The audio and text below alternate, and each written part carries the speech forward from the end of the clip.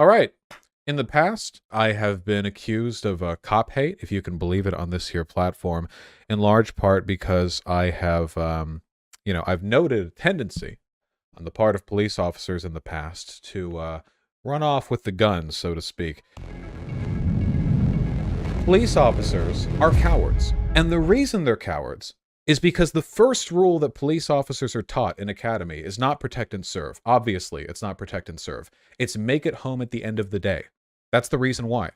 All the bad behavior that police engage in can be attributed to that. Every act of violence they commit against other people. How often cops are like twitchy fucking raccoons that jump out of you at a bush, you know? You got to play Simon Says with them. Keep your hands right there on the wheel when you're pulled over for a fucking rollover stop at a four-way stop sign, you know? They're twitchy because they're taught in academy. Any person at any time could kill you. They're taught to treat the environments that they're supposed to be protecting, the way that, like, U.S. infantry treated, like, Afghanistan during occupation. Like, anyone could have the improvised explosive device, except, of course, soldiers have rules of engagement that limit the degree of escalation when they, like, begin to fire on people.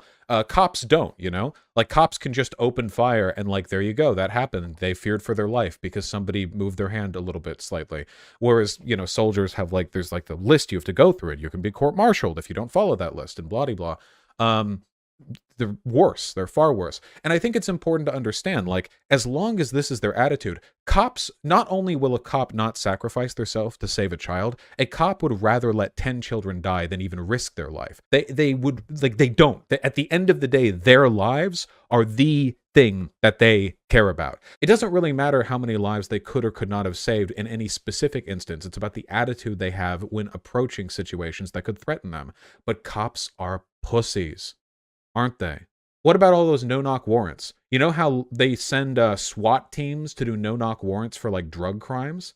Because they're terrified. They don't want to have one cop knock on a door. They don't even want to have 2 cops or 6 cops knock on a door. They want, like, a whole squad of, like, rifle-wielding, you know, flak vest, you know, bulletproof helmet, everything, storming a building with no... Because nothing, any threat to them is so intolerable that they will subject you to death if it means they get a slightly higher chance of coming back home at the end of the day. Which is just not the philosophy I think police should subscribe to. In situations of great social tension, of danger, cops should be the, sorry if this is controversial, the first people to die.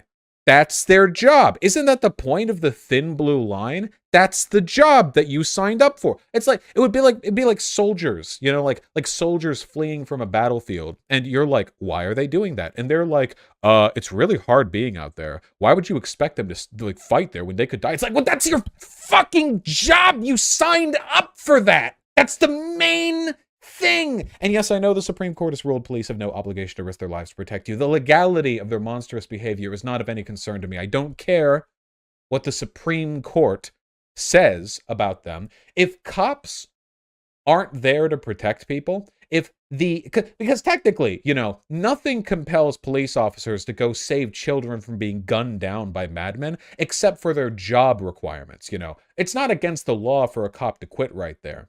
So if we're talking, like, you know, what you're going to be arrested over, their effective desertion is not something, like, we're not talking a legal issue. We're talking ethically here. And I think it makes it clear.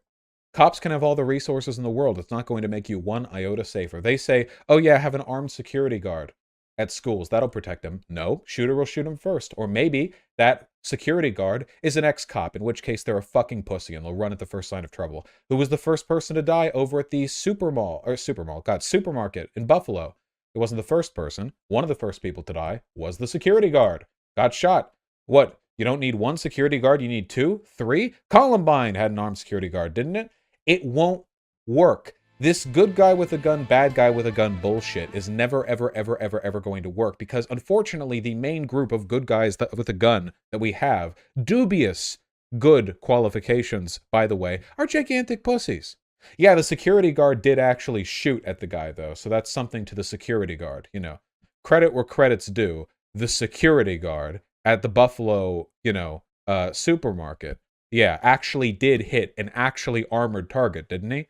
The guy at the Buffalo, he actually was armored, wasn't he? Yeah. There are teachers who, when it comes down to the moment, they actually do put their lives on the line to protect children. This has happened in a number of school shootings. Teachers throwing their lives away to even the slightest chance of protecting students. But cops, armed and armored cops, trained cops. I'm not just saying cops aren't heroes. They're less than normal people. Regular people can be heroes. Those teachers can be heroes. They're paid less to be heroes, trained less, armored less, armed less. They can be heroes. The cops, fearful, quivering cops, trained to fight. But fighting puts you at risk, doesn't it? No. So they are less than normal. They're less than not heroes. They're worthless. Absolute worthless. And by the way, this puts to lie the idea that cop militarization is about police officers responding to like high threat situations. First of all, that's not what SWAT teams are used for. SWAT teams are used in large part to like serve no-knock warrants, to fucking like do drug raids or whatever. Like, it's not like they're being shown up for fucking bank robberies every other day. That's a small portion of what they do. And additionally, like, they want to make every cop a SWAT officer, so you can do what? What threat are you going to address with your rifle and your armored vest and your like tear gas grenades? What are you going to do? Are you going to sit outside? All you're going to do is sweat more in your heavy clothing while sitting in the Texas heat as children die inside of the school. Okay, that's what you're going to do. The only reason they want cops more militarized is because the militarized cops are more of a threat to ordinary people. That's why. It has nothing to do. All this police militarization is about keeping you in line, not about keeping, the dangerous criminals off the street. I'll tell you a secret, folks. I'll tell you a secret, okay? American criminals, they aren't doing their bank robberies in Abrams tanks. Regular old police officers with their regular old sidearms are capable of handling basically any threat level posed by any criminals in the American streets. That's sufficient for dealing with, I'd say, a significant amount of crime. So when they get their rental APCs donated offhand from the military, they get their rifles, their tear gas, what the fuck are they using that for? They're using it to scare you. Because they're too much of pussies to put that gear into actual use. Remember seeing the grenade launchers donated to cops? Yeah. Disgusting. Genuinely disgusting. Seriously. And by the way, I think it's a corporate culture, if you will. I think this is how cops are taught to behave. Civilians are all potential threats. Your life matters more than anyone else's. Any measure that you take to protect yourself, even if it puts them in harm's way, is justified because at the end of the day, you need to make it back home, all the time. These fuckers seize up. People become cops so they can be the high school bully twice over. People don't become cops so they can risk their lives saving children being shot at.